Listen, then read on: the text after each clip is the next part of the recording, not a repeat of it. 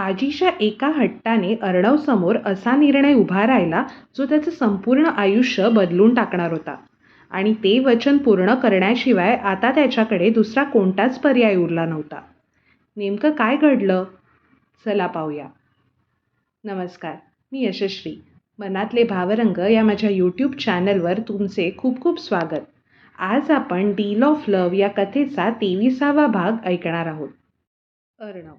आजीची तब्येत अजूनही क्रिटिकल आहे. इरा अर्णवला समजावत म्हणाली. काळजी करू नका सर, सगळं नीट होईल. मी आहे ना तुमच्यासोबत. अर्णवला तिच्या या बोलण्याने थोडा धीर मिळाला व फोन उचलायचा म्हणून थांबवलेली गाडी त्याने परत स्टार्ट केली. गाडी पुढे धावत होती, पण त्या क्षणी इरा आणि अर्णव दोघांचाही श्वास हा एकाच ठिकाणी अडकून राहिल्यासारखा झाला होता. पुढच्या क्षणी काय होईल याचा काही थांगपत्ता नसल्यासारखे त्या दोघांचे झाले होते. आता पुढे. रात्रभर प्रवास करून ते साताऱ्याहून पहाटेच्या धुसर प्रकाशात मुंबईत पोचले. गाडीचा वेग सावकाश चाललेल्या गाड्यांमध्ये मिसळत असताना अर्णवचा चेहरा मात्र ताणाने गोठल्यागत दिसत होता. फोनवरील प्रत्येक रिंग, प्रत्येक मेसेज त्याला आणखी बेचैन करत होता. इरा त्याच्या शेजारी शांतपणे बसलेली असली तरी तिच्या मनात देखील काळजीचे धुके दाटून आले होते. तिच्या मनात प्रश्न येत होते, जसे की आजी ठीक असतील का? रात्री अचानक त्यांची तब्येत एवढी बिघडली कशी?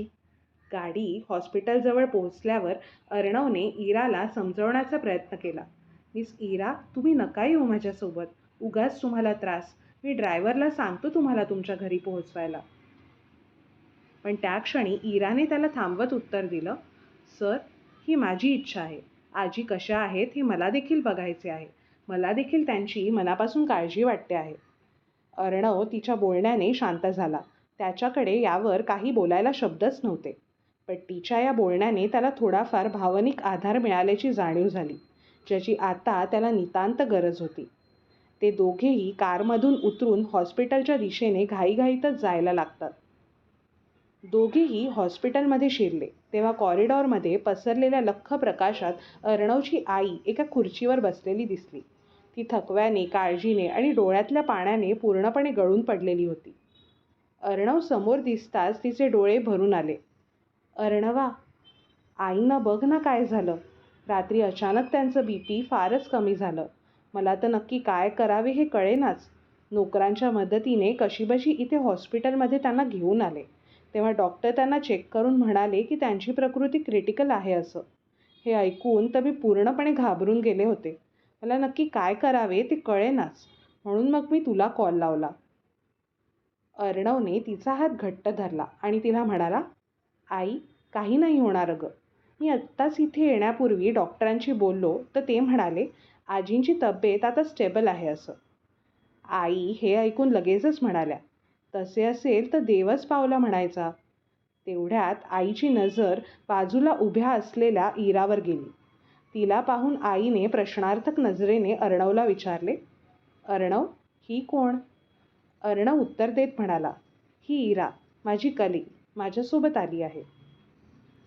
इराने नम्रपणे मान हलवली व आईकडे बघून हलकेसे स्मितहास्य केले.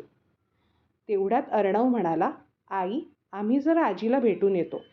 आई, हो, ये भेटून. अर्णवने आजी ज्या रूममध्ये होती त्या रूमचा दरवाजा ढकलून उघडला. आत मंद प्रकाश होता. आजी शांतपणे बेडवर पडल्या होत्या. त्यांच्या अंगावर पांढरी चादर होती. चेहऱ्याचा रंग थोडा पांढरट वाटत होता, पण श्वास मात्र नियमित होता. अर्णवच्या डोळ्यात पाणी दाटलं. तो आजीच्या बेडच्या जवळ बसला. अर्णव, आजी, अशी अवस्था कशी झाली ग तुझी? तू लवकर बरी हो.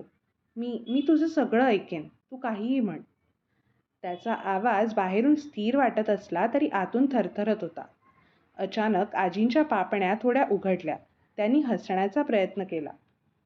आजी, अरे बाळा, मला काही नाही होणार.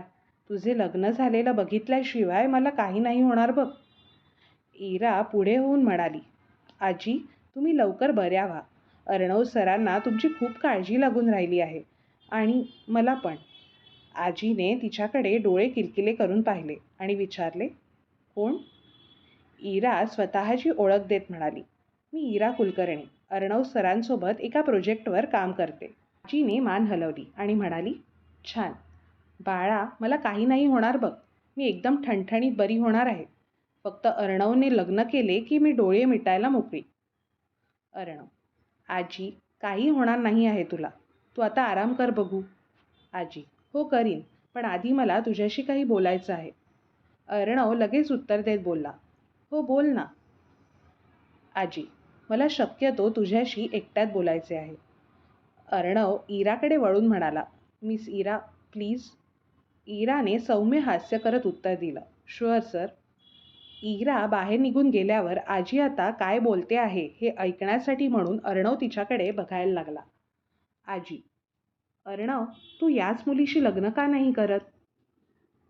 अर्णव आजीचे हे बोलणे ऐकून जवळजवळ दचकलाच आणि म्हणाला: आजी, तू आजारी आहेस. तू काय बोलते आहेस याचं तुला भान नाही आहे आत्ता.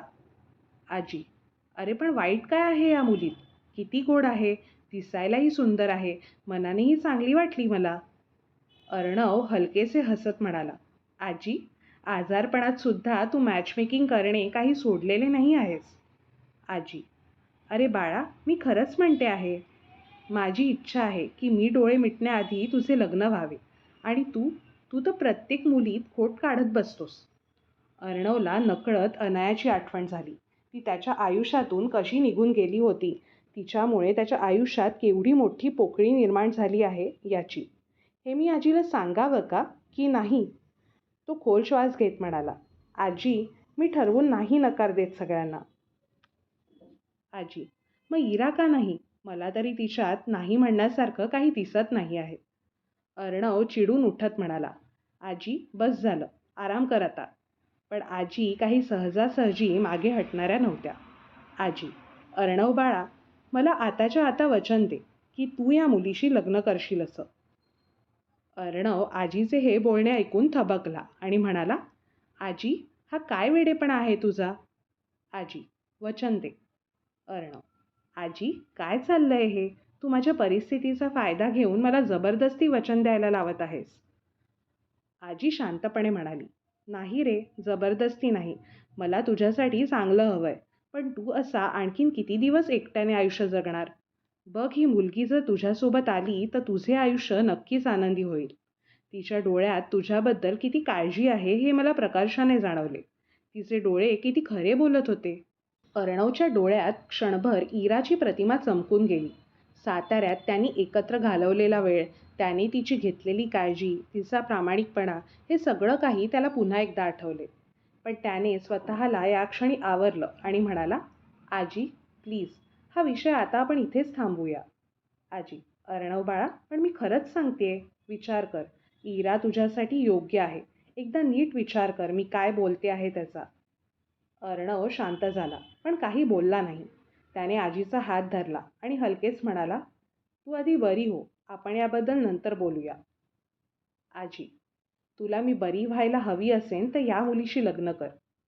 अर्णव: आजी, ऐक ग माझं, हा काय पोरकटपणा लावला आहेस तू? आजी: मी काय बोलले तुला? तू वचन दे मला की तू या मुलीशी लग्न करशील असं, नाहीतर मी बरी होणार नाही. अर्णव: आजी. अर्णवला तर काय करावे तेच कळत नव्हते. पुन्हा एकदा इरासोबत कमी वेळात जोडल्या गेलेल्या आठवणी, अनायासोबतचा भूतकाळ, सर्व काही त्याच्या नजरेसमोरून झरझर निघून गेलं. थोडा वेळ शांत होऊन तो एखाद्या पुतळ्यासारखा बसलेला होता. आजी, काय म्हणतेय मी? मला वचन दे. आजीच्या या बोलण्याने अर्णवची तंद्री भंग झाली. अर्णव: बरं ठीक आहे, मी तुला वचन देतो की मी या मुलीशी लग्न करेन. आजी: आता कसा तो माझा लाडका नातू शोभतोय?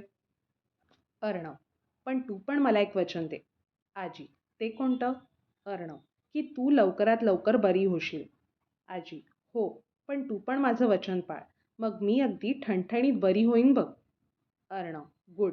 आणि आराम कर आता, मी बाहेरच आहे. आजी: हो. अर्णव रूममधून बाहेर येताना आजीच्या बोलण्याचा विचार करत होता. अर्णव आजीचे हे जगावेगळे वचन पूर्ण करेल का? आजीला दिलेले वचन त्याला पूर्ण तर करावे लागेलच, पण मग याचा अर्थ तो इरासोबत लग्न करेल का? हे सर्व इरा मान्य करेल का?